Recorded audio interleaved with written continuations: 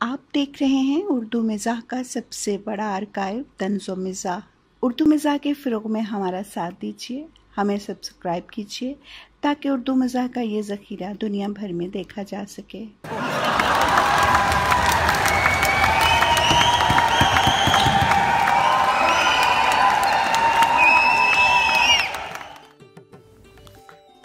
ज़मीन और ज़मीन पर बसने वाले लोगों के चाँद से बहुत अच्छे ताल्लुकात हैं।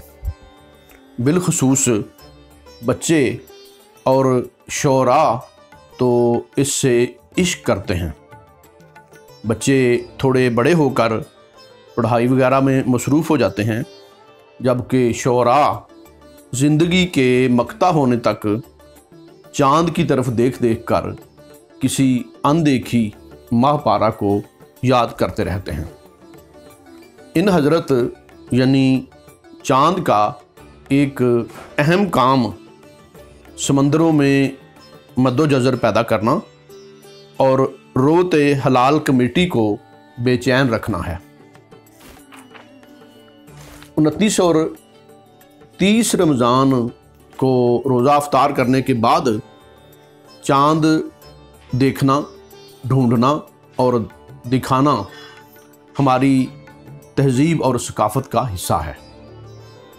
आँख, आसमान और चाँद सिर्फ़ शायरी की किसी किताब का नाम नहीं, बल्कि एक बामानी हकीकत है।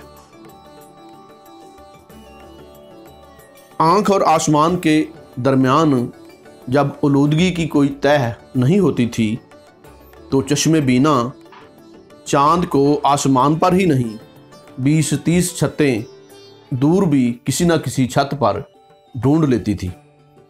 30 रमज़ान को चाँद का आसमान पर तुलू होना यकीनी होता था, फिर भी लोग छतों पर चढ़कर चाँद देखते कि मेरा चाँद भी तो चाँद देख रहा होगा। चाँद नज़र आने की खबर के साथ ही हज़ार चाँद मार्केटों और बाज़ारों में उतर आते और फिर पूरा रात चाँदमारी होती। इसी मुनासबत से इस रात को चाँद रात कहा जाता है। उर्दू शायरी में इस तांका झांकी पर दीवान के दीवान मौजूद हैं। बात शेर व शायरी की तरफ निकली तो फिर दूर तलक जाएगी और हम मौजूए सुखन से इस तरह हट जाएंगे जैसे शायर हजरात मौजूए हयात से हटे होते हैं। मज़ीद ये कि इसके लिए अब ना रस्म दुनिया है, ना मौका, ना दस्तूर। वो आँखों देखा चाँद होता था, इसलिए उस पर यकीन कामल था। अब रोयते हलाल कमेटी की सुनी सुनाई शहादत पर लोग ईद कर लेते हैं, इसलिए ये ईद ना मीठी होती है ना रोशन। रोयते हलाल कमेटी एक ऐसा अदारा है जो 29 और 30 रमज़ान को पूरी कौम के बड़ों को मसरूफ़ रखता है ताकि वो बच्चों की धमा चौकड़ी में मुदाखलत ना कर सकें, और हर 10 मिनट बार टीवी स्क्रीन पर मुफ्ती मुनीबुर रहमान का दीदार करते रहें, जो वक्फे वक्फे से टीवी स्क्रीन पर तुलू होकर अपने बाख्तियार होने का इजहार फरमाते हैं।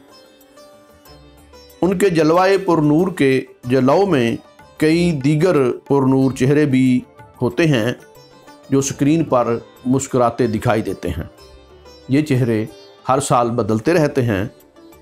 टीवी स्क्रीन पर चलने वाली एक बारीक सी पट्टी के ज़रिए ये खबर ब्रेक कर दी जाती है कि ईद का चाँद नज़र आ गया है।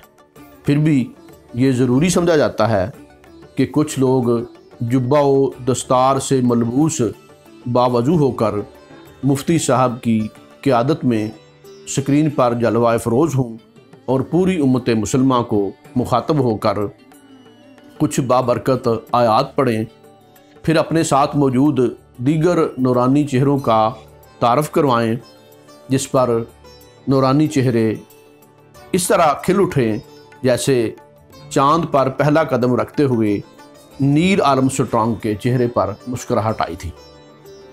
फिर पाकिस्तान भर के शहरों के नाम और मुरवतन हिंदुस्तान, अफ़गानिस्तान और बांग्लादेश जैसे बेमुरवत मुल्कों के कुछ नाम गिनवाने के बाद वही बात बताई जाए जो आधे घंटे से टीवी स्क्रीन पर टिकर की सूरत वाक़ कर रही हो। एक मरतबा वजारत साइंस और टेक्नोलॉजी के एक गामा पहलवान ने रोयत हलाल कमेटी के वजूद पर सवाल उठा दिया। फिर क्या था, मुल्क भर के मिंबरो महराब यकजा हो गए और वजारत साइंस की ज़रूरियत पर सवाल उठाने लगे। फिर गामा पहलवान अखाड़े से भाग गए और आज तक कहीं दिखाई नहीं दिए। गैरत पख्तून कभी किसी दूसरे की राय से इत्तफाक नहीं करती। दूसरे की राय से इत्तफाक करने या उसे मान लेने को पख्तूनों के यहाँ नीचे लगने के बराबर समझा जाता है। इसलिए चांद नज़र आने पर मस्जिद कासम वालों का आज तक कभी किसी अदारे या शख्स से इत्तफाक नहीं हुआ। गुज़श्ता बरस कराची से खैबर तक पूरी कौम दीदे फाड़ फाड़ कर ढूंढती रही, लेकिन किसी को चांद दिखाई नहीं दिया। जब हर तरफ मायूसी छा गई और चांद की एक किरण भी किसी को दिखाई नहीं दी, तो मस्जिद कासम से मुफ्ती पोपलजई अलैहिर्रहमा की पुरकैफ आवाज़ गूंजी, अहले ईमान को ईद मुबारक हो। मस्जिद कासम की ऊंची खजूर की ओट से चांद नज़र आ गया है। याद रहे कि हज़रत अहले ईमान उन्हीं को मानते हैं जो उन पर ईमान रखते हैं।